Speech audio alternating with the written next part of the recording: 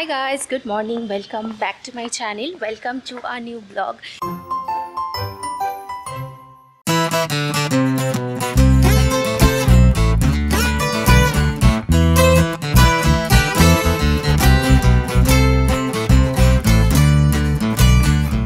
Ready হয়ে বেরিয়ে গেছি, দেখতেই পাচ্ছ একদম সুন্দর সেজে গুজে।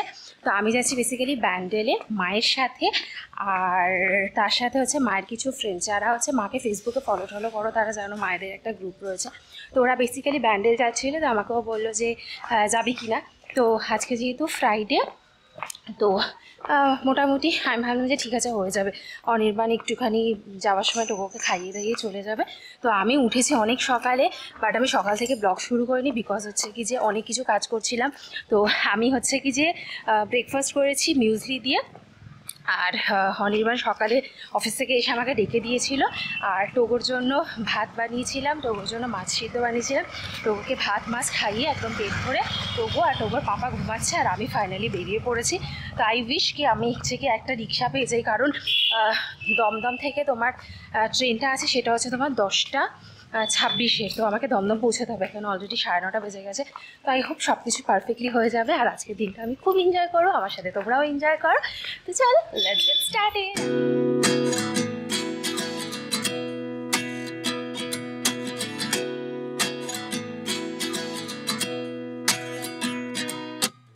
At 29 and I find myself wondering what did happen to the last 10.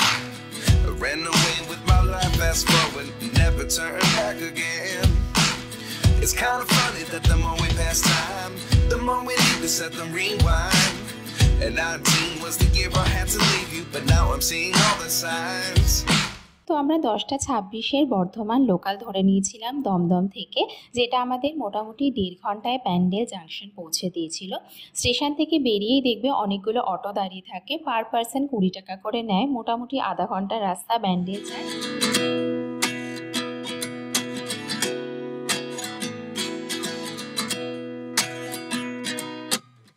29 and I find myself wondering what did happen to the last 10. I ran away with my life, fast forward, never turn back again. It's kind of funny that the more we pass time, the more we need to set them rewind. And 19 was the year I had to leave you, but now I'm seeing all the signs. দেখাতে বলবো যে এইখানে যে একটা railing এবং ধাপ মতন আছে, এখন যেতে দেওয়া হয় না, কিন্তু আটকানো আছে। তো হ্যাঁ, এখন আটকানো আছে, কিন্তু গঙ্গা, আসল গঙ্গা কিন্তু এত দূর ছিল। এটা গঙ্গা মানে এইখানটাতে ঘাট ছিল, এটাই। এখানে এসেই ওই পাশেই আমাদের দেখবো, এখানে মিউজিয়ামে মাস্তুল আছে। জাহাজটা যে এসে এখানে ভিড়েছিল নাবিকের, সেই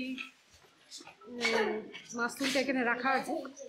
সেই গঙ্গা এখন পেছোতে পেছোতে কত দূর চলে গেছে, সেই উপর থেকে দেখা যাচ্ছে। I'll sit here looking for an answer. Maybe the biggest question was in the last chapter. আমরা হচ্ছে কি যে খাওয়া দাওয়া করে ফাইনালি একটুখানি রেস্ট নিচ্ছি। এখন অলমোস্ট 2:30 মতো বাজে।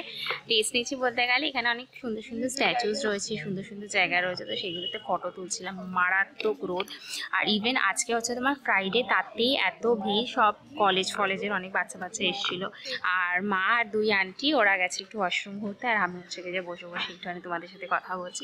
তো এখানে আসতেই পারো, মানে লাইক আমার খুব ভালো লেগেছে, আর এত নিরিবিলি শান্তশিষ্ট, সেটাও খুব ভালো লেগেছে। এখন রেস্ট নিয়েছে, এখন ওরা আসুক, তারপর আমরা হচ্ছে গিয়ে আবার পরের ডেস্টিনেশনের জন্য রওনা দেবো। তো এর পরের গন্তব্যস্থল হচ্ছে ইমামবাড়া, আর তারপরে আমরা যাবো লাহিড়ী বাবা আশ্রমে। তো এবারে আর আমরা অটো চেঞ্জ করিনি, একটা অটোকেই আমরা বুক করে নিয়েছিলাম। ব্যান্ডেল চার্চের বাইরেই দেখবে অনেক অটো দাঁড়িয়ে থাকে বা অনেক টোটো দাঁড়িয়ে থাকে।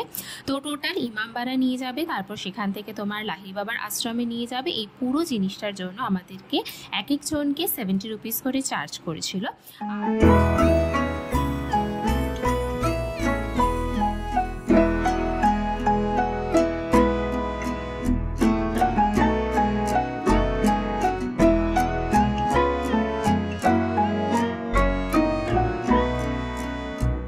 মানবপ্রেমিক হাজী মোহাম্মদ মহসিনের রেখে যাওয়া অর্থ দিয়ে দীর্ঘ 20 বছরের পরিশ্রমে 1861 সালে ইমামবাড়া তৈরি হয়েছিল। ইমামবাড়া আসলে কিন্তু কোনো মসজিদ নয়, এটা একটা পবিত্র মিলন ক্ষেত্র, যেখানে ইমাম হুসেনের আত্মবলিদানকে স্মরণ করা হয়। তৎকালীন শাসক ইসলাম ধর্মকে ধ্বংস করে দিতে চেয়েছিলেন। তারই প্রতিবাদে ইমাম হুসেন তার পরিবারের সদস্য আর ৭২ জন অনুগামীকে নিয়ে মৃত্যুবরণ করেছিলেন। তাদেরই স্মরণ করে এই ইমামবাড়া তৈরি হয়েছিল। ইমামবাড়ার এই যে আমরা ঢোকার জায়গাটা দেখছি, এর যে চূড়াটা রয়েছে সেটা ১৫০ ফুট উঁচু, আর এই চূড়ার উপরে বড় বড় দুটো ঘড়ি রয়েছে, আর এই উপর থেকে পুরো জায়গাটা এভাবে দেখা যায়। আর এই যে ঘড়ির যে জায়গাটা রয়েছে, এখানে উঠতে গেলে কিন্তু মোটামুটি অনেকগুলো সিঁড়ি ক্রস করতে হয়। আমি এক্স্যাক্টলি কটা সিঁড়ি সেটা আমার জানা নেই, বাট এটা ওঠার জন্য দুটো আলাদা আলাদা সিঁড়ি রয়েছে, মেয়েদের জন্য একটা আলাদা আর ছেলেদের জন্য একটা আলাদা। আর এই যে গঙ্গাটা দেখতে পাচ্ছ, এখানে কিন্তু বোটেরও ব্যবস্থা রয়েছে, সেই বোট করে কিন্তু আমরা ব্যান্ডেল চার্চ যেতে পারি। তো তোমরা যদি ডাইরেক্ট ইমামবাড়াতে আসো, সেখান থেকেও কিন্তু বোটে করে তোমরা ব্যান্ডেল চার্চে যেতে পারো, সেটার একটা আলাদা এক্সপিরিয়েন্স রয়েছে। তো আমি যেহেতু বোটে যাইনি, তো বোটের খরচা আমি খুব একটা জানি না।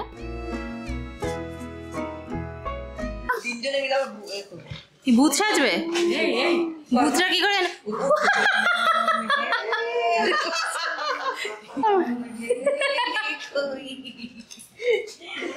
ভূতের হাসি হাসলে গেলে কি হয়?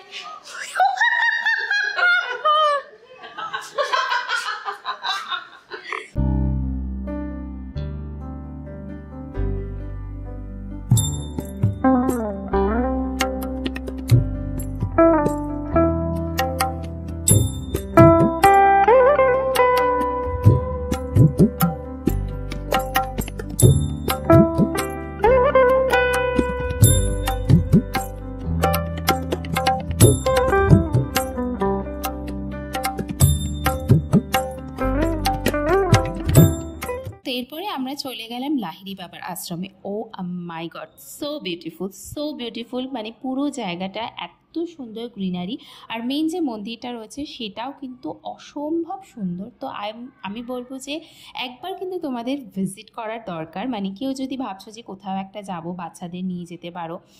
মানে দেখে, চোখে দেখে খুব ভালো লাগবে। আর এত পরিষ্কার পরিচ্ছন্ন, এত সুন্দর গাছপালা দিয়ে ঘেরা, ফুল দিয়ে ঘেরা, সুন্দর সুন্দর তোমার টার্কি রয়েছে, হাঁস রয়েছে।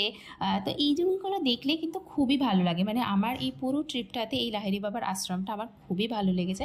হয়তো আমি পরের বার অনির্বাণকেও সাথে করে নিয়ে আসবো, বিকজ ভিডিওতে দেখে যতটা ভালো লাগে, সামনে থেকে কিন্তু দেখে আরও বেশি ভালো লাগে।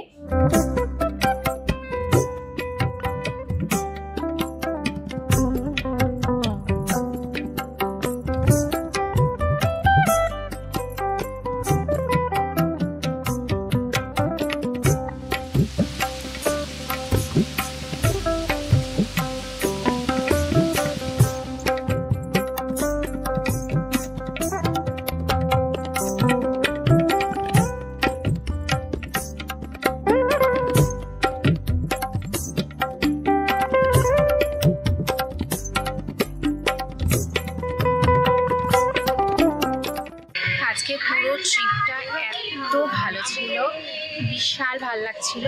আর এখন হচ্ছে কি যে ফাইনালি বাড়ির দিকে যাচ্ছি, আর এখন হচ্ছে একদম জাস্ট বেরিয়ে যাচ্ছি, আর সেরকম কিছু তোলারও নেই।